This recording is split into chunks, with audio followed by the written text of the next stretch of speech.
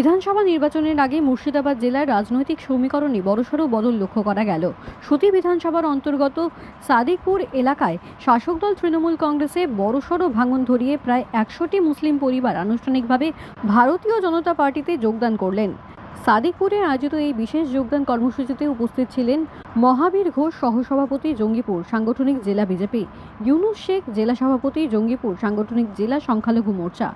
তাদের হাত থেকে দলীয় পতাকা গ্রহণ করে কয়েকশো মানুষ পদ্ম শিবিরে নাম লেখান। যোগদানকারীরা গেরুয়া উত্তরীয় পরে উচ্ছ্বাস প্রকাশ করছেন। প্রাক্তন তৃণমূল কর্মী এমডি রাকিব জানান, দীর্ঘদিন তৃণমূল করেও তিনি কোনো সুযোগ সুবিধা পাননি, কেবল দল খাটিয়ে নিয়েছে।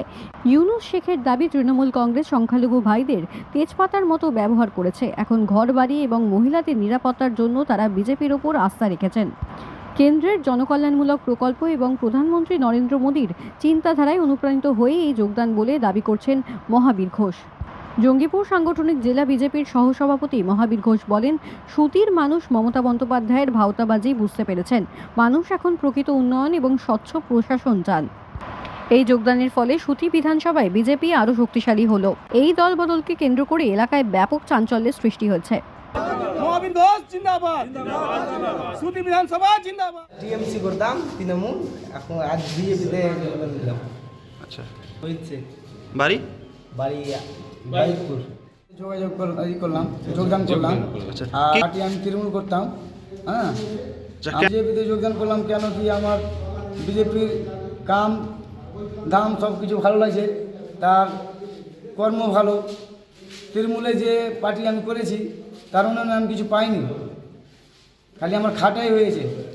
আমারও অনেক কিছু ভোট আছে। আচ্ছা, আমার বাড়ি রঘুনাথপুর, অঞ্চল বাইকপুর।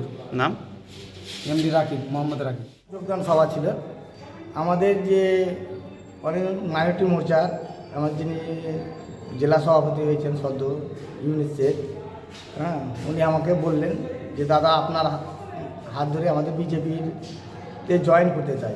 মোদিজির আমাদের যে উন্নয়ন, মোদির যে চিন্তাধারা, আমাদের যে পার্টির যে সব কিছু দেখে এরা মুগ্ধ, আমাদের বিজেপি পার্টিতে জয়েন করতে চায় এনারা আগে তৃণমূল কংগ্রেস সব সিপিএম করতেন, এখন ওরা সব দল ত্যাগ করে বিজেপিতে জয়েন করলেন।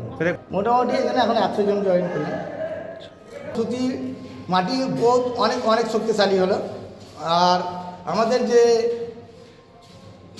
যে সবচাইতে গর্বের বিষয়, আমাদের যে আমরা যে এই মুসলিম সম্প্রদায়টাকে ভয় দেখিয়ে এবং করে যে ভুল বুঝিয়ে যে দূরে সরিয়ে রেখেছিল, আজকে ওনারা সব বুঝতে পেরেছে যে মমতা ব্যানার্জির এগুলো ভাঁওতাবাজি, এবং এই মমতা ব্যানার্জির ভাঁওতাবাজিতে আর ওনারা থাকতে চাইছেন না, করতে চাইছেন না, তাই ওরা সব পুনরায় আজ বিজেপিতে জয়েন করলেন। তাহলে আমাদের সুতি বিধানসভা পার্টি অফিস সাদিকপুর উপস্থিত ছিলেন আমাদের এখানকার যে উপপ্রধান আশিস দাস ছিলেন, আমাদের মেম্বার টোটন দাস।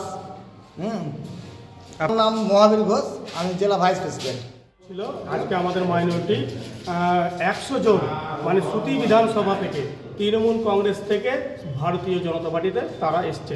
তারাকে আন্তরিক ভালোবাসা ও কংগ্রাচুলেশন জানাই। যাকে আমাদের মহাবীর ঘোষের হাত ধরে ভারতীয় জনতা পার্টিতে সব সামিল হয়েছে। যোগদান একটাই কারণ, আমাদের মুসলিম ভাইরাকে তেজপাতার মতন ব্যবহার করেছেন তৃণমূল কংগ্রেসেরা, আর আমরা তৃণমূল কংগ্রেসকে বিশ্বাস করছি না। তৃণমূল কংগ্রেসের কোনো উন্নয়ন আমাদের দরকার নেই।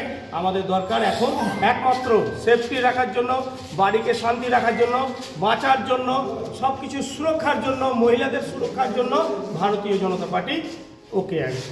আপনার নাম বলছেন? আমার নাম ভারতীয় জনতা পার্টির সংখ্যালঘু মোর্চার জেলা সভাপতি ইউনুস শেখ। WB ডেলি বুলেটিনে সব খবরের বিশ্লেষণ নিয়ে আমরা আছি আপনার সাথে।